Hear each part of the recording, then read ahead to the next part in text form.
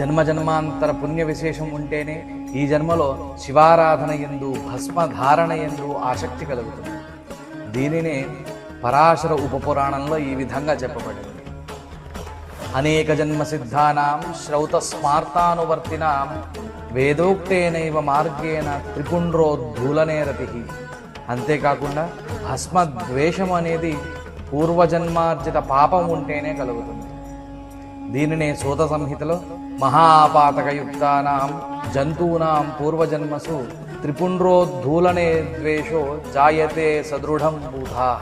అంటే పూర్వజన్మలో పాపము చేసిన వారికి మాత్రమే భస్మధారణ యందు శివ ఆరాధన యందు ద్వేషం కలుగుతుంది. శివుడు భస్మము భస్మధారి వేరు కాదు. శివుని యందు భస్మము యందు భస్మధారుల యందు ద్వేషము దూషణ ఎప్పుడూ చేయరాదు.